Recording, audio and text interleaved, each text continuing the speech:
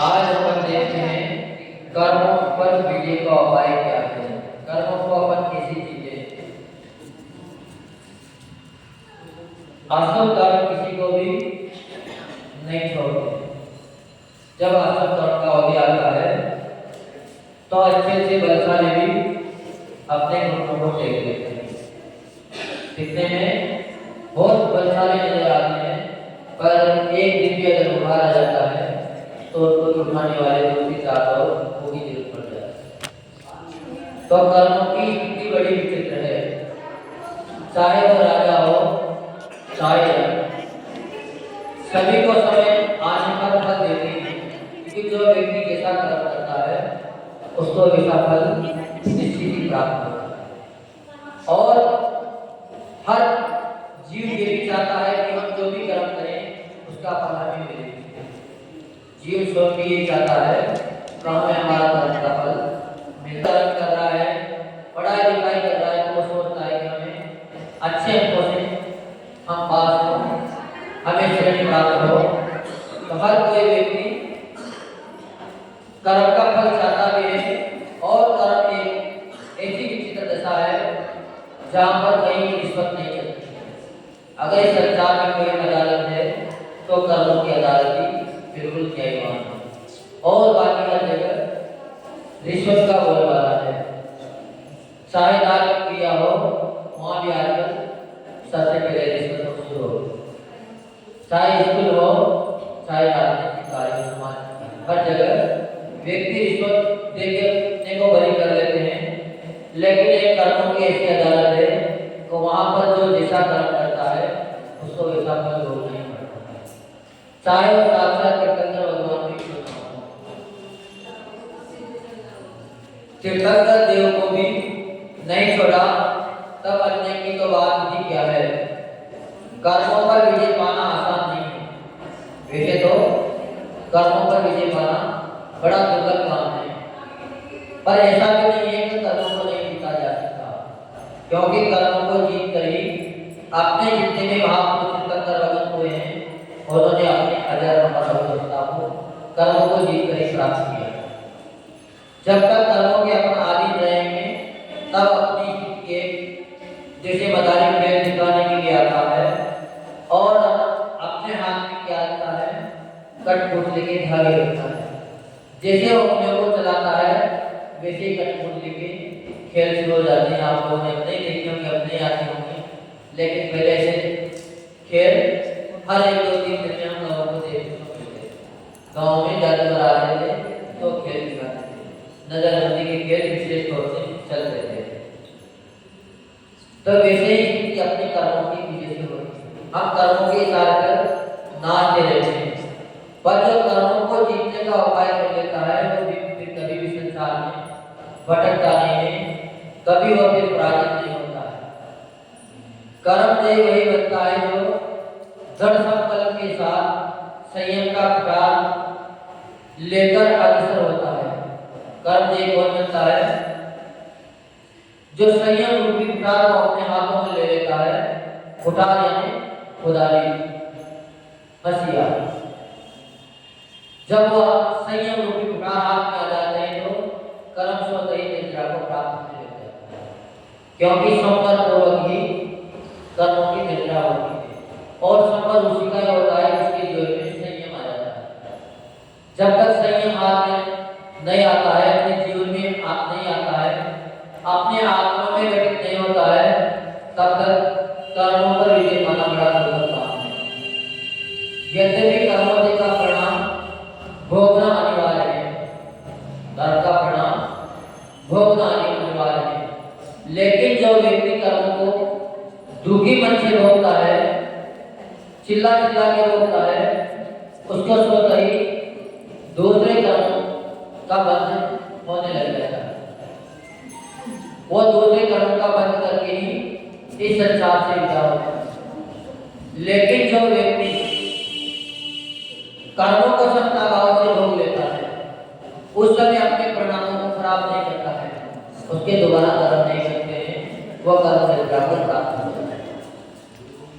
और उसके अलावा भी जो तब करके कर्मों की निंदा कर देता है, उसके पूर्व कर्मों का भी नाश हो जाता है और आगे आने वाले कर्म भी सत्ता में नाश को प्राप्त हो जाता है।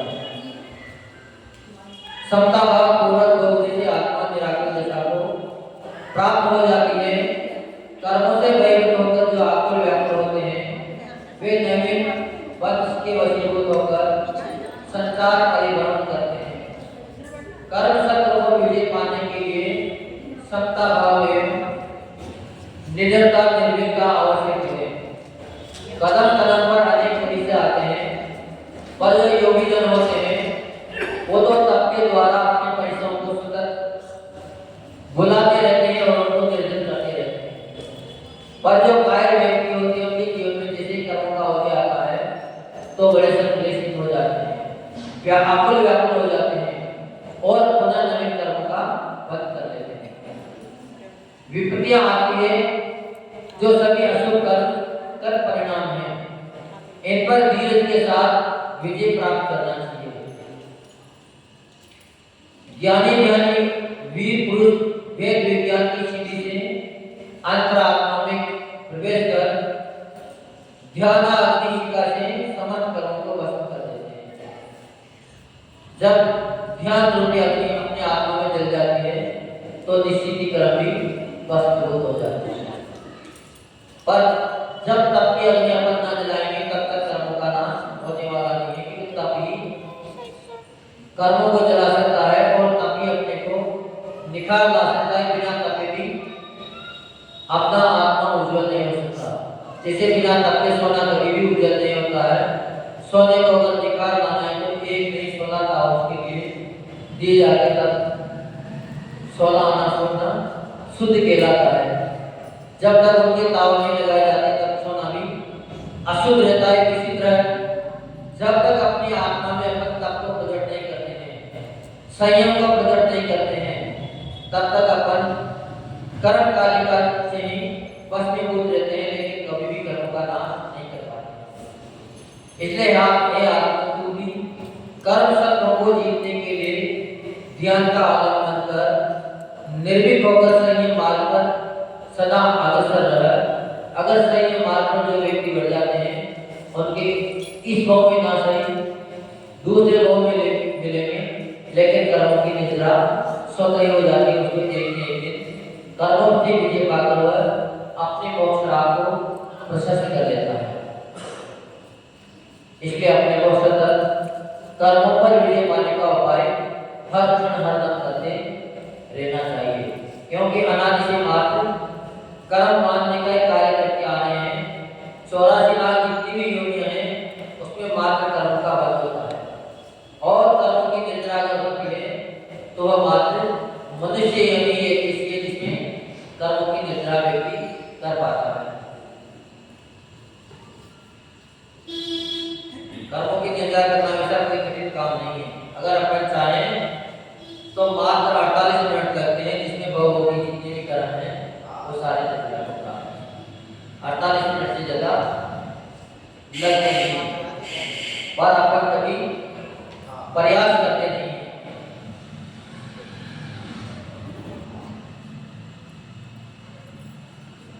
यह प्रभु जी राष्ट्र की समाचार्य पूरे विमर्श सागर महाराज की जय। बोले बड़े सागर जी महाराज की जय। उत्तर सागर जी महाराज की नागम पर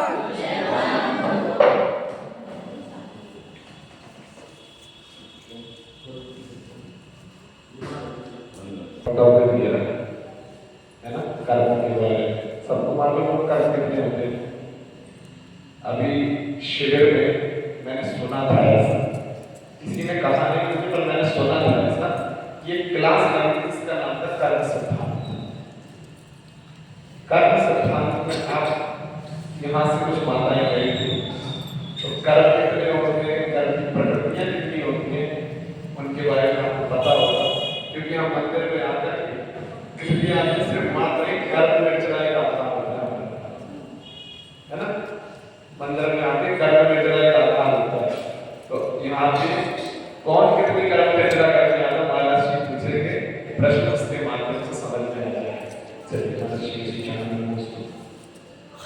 स्पर्श रसनाघ्राण चक्षु कर्णी रत्नाग्राण चक्षु और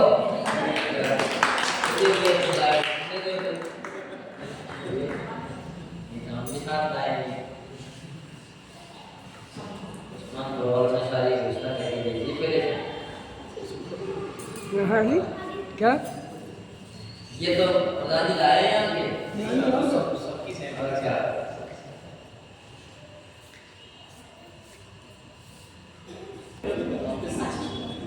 चक्षु इंद्रिया होती है हाँ होती है चक्षु इंद्री होती है होती है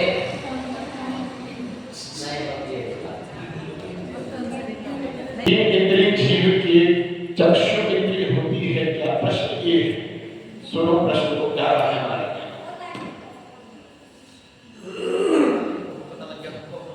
मच्छर कितने इंद्रिय जीव हैं?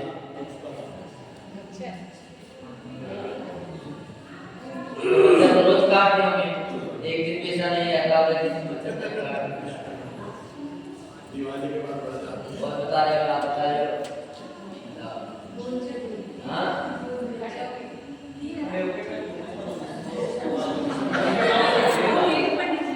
और बताएंगे आप मच्छर कितने इंद्रिय जीव हैं? लोग कितने रोज खाते हैं कितने वाले सब खुद तो बताओ हाँ हाथ ऊपर करो, हम कुछ माला नहीं पूछे वापस से पूछो। हाँ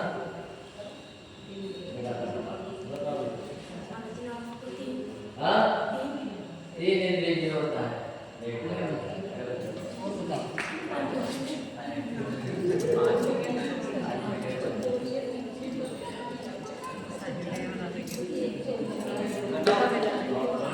दो इंद्रिय हाँ दो इंद्रिय अब आप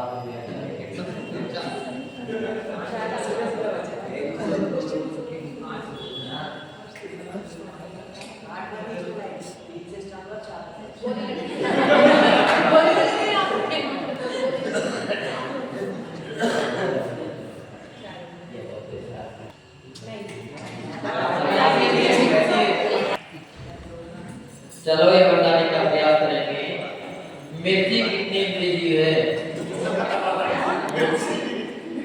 तीन हो गए एक रह गया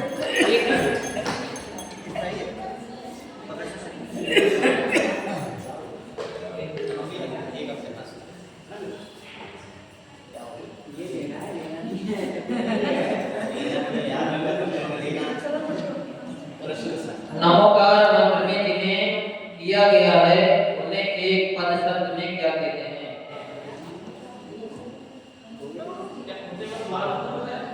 नमोकार मंत्र में जिन्हें किया गया है उन्हें एक पद शब्द में क्या कहते हैं?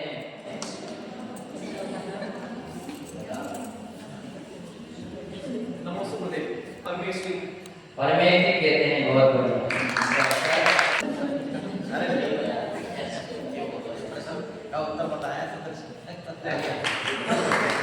नमोकार मंत्र में क्या शक्तियों का मंत्रों का तो राजा है, पर इसमें बताया कि नमोकार मंत्र में क्या शक्तियों को नमन किया गया है? शक्तियों को नमन नहीं किया, गुरुओं को नमस्कार किया गया है। शक्तियों को नमन नहीं किया गया है। बहुत बढ़िया। अब कौन सुनाएंगे? हाँ? उसी हिसाब से समय लेंगे, समय आधा घंटा लगेगा।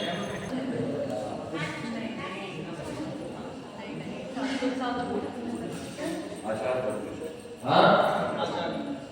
आचार्य परमेश्वरी बने बिना भी मोक्ष जा सकते हैं। आचार्य परमेश्वरी हमने ये नहीं पूछा है कि पांच में से ऐसे कौन से परमेश्वरी जिनको पद ग्रहण न करें फिर भी मोक्ष प्राप्त हो जाए? हाँ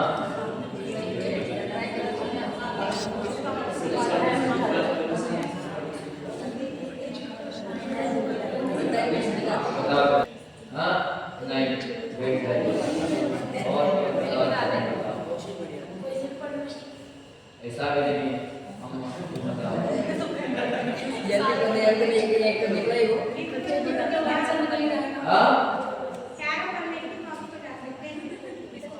आचार्य और उपाध्याय बने बिना भी मोक्ष को प्राप्त हो सकते हैं। ठीक है, आचार्य उपाध्याय में एक बात उपाध्याय ये दोनों ही मुनियों में ग्रहण हो जाते हैं। साधु ये दोनों चलो आज का समय जब तुम पाओगे अपने को अपने में, जब तुम पाओगे सच कहता हूँ भगवान सम हो जाओगे। मग उठेगा जीवन का उजड़ा गुलशन, जग उठेगा जीवन का वीरा सावन। अपने को अपने में जब तुम पाओगे सच कहता हूँ भगवान सम बन जाओगे। आज तक अपने को तुम पहचान न पाए, आत्मा क्या चीज है ये जान नहीं पाए। देखो ही आत्मा तुम मानते आए, रिश्ते नातों कोई अपना जानते आए। वेद ज्ञान अंत में जब प्रगटाओगे सच कहता हूँ भगवान सम बन जाओगे। क्या दिया तुझको अभी तक जमाने ने, क्या दिया अभी तक तुझे जमाने ने, क्या किया तूने अभी तक इस जमाने में। क्या रखा पगले कर वो गमाने में, कर ले कुछ पुरुषार्थ अब खुद को जगाने में। संयम सौरभ से दिन जीवन महकाओगे, सच कहता हूँ भगवान सम बन जाओगे। राग की महफिल सजाए रागिनियाँ गाई, दोस्ती में जिंदगी बर्दाश्त सारी पाई। सुख में सब साथी न दुख में साथ दे भाई, इस जहाँ की जान ले कितनी तो सच्चाई। राग त्याग जब वीतरागता पाओगे, अपने को अपने में जब तुम पाओगे सच कहता हूँ भगवान सम हो जाओगे। जो परम पूज्य राष्ट्रीय विश्वनाचार्य गुरुदेव महर्षि महाराज की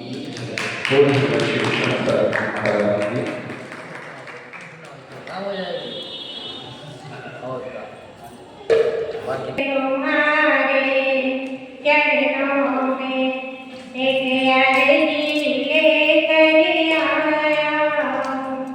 मैं भटक रहा इस दुनिया में, नहीं कर विजय पाया हूँ।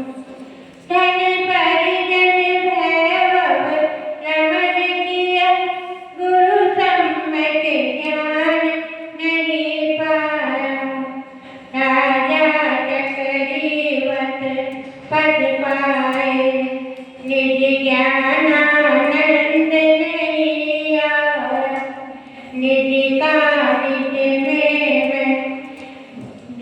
कारिज में मैं ध्यान करूं, मैं मुक्ति लेने आया हूँ। गुरुदेव तुम्हारे चरणों में एक अर्जी लेकर आया हूँ।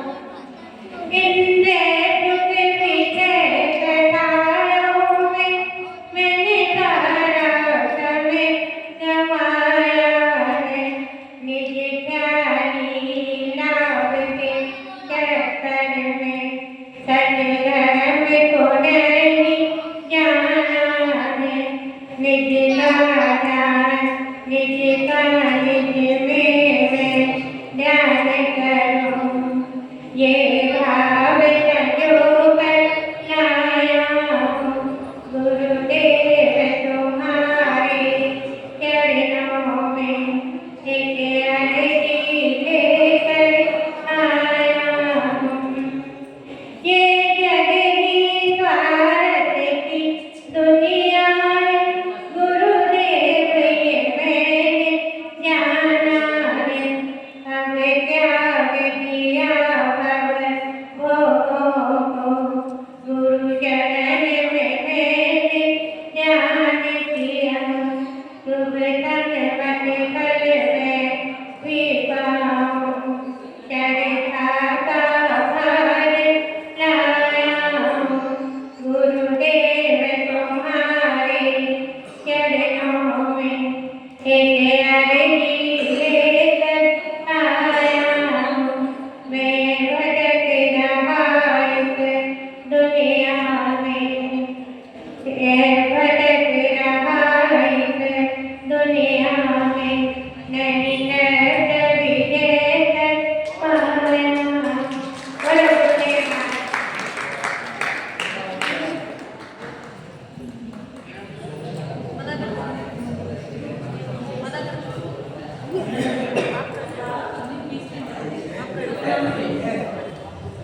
देवले परे श्री विषम सागर महाराज की जिनागम पंथ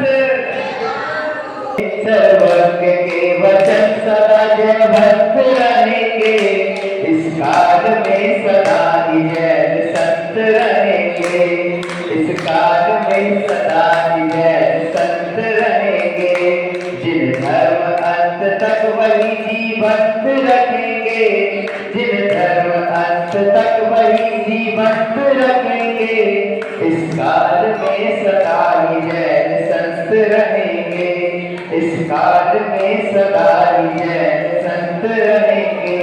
गौरव है जैन धर्म के मुनिराज हमारे, बस बंधनों में भी स्वयं को मुक्त निहारे, वो तत्व के अभ्यास में निशंक रहेंगे, वो तत्व के अभ्यास में निशंक रहेंगे, इस काल में सदा ही जय संत रहेंगे, इस काल में सदा ही जय संत रहेंगे।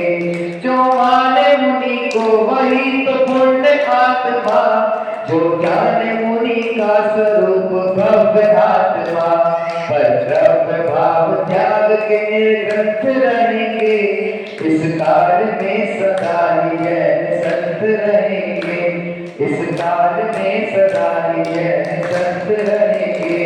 जगह नागा पंथ और थोड़ा सा गुरुदेव के मुखड़ा है तो मैं सुनाना चाहूंगा। कल पूरा एक भजन सुनाऊंगा, इनके लिए पूरा लिखा है। महिमा अपरंपार हो देखो, महिमा अपरंपार हो गुरुवर विषम सागर जी, देखो महिमा अपरंपार हो गुरुवर विषम सागर जी, देखो महिमा अपरंपार। नमो गुरुदेव।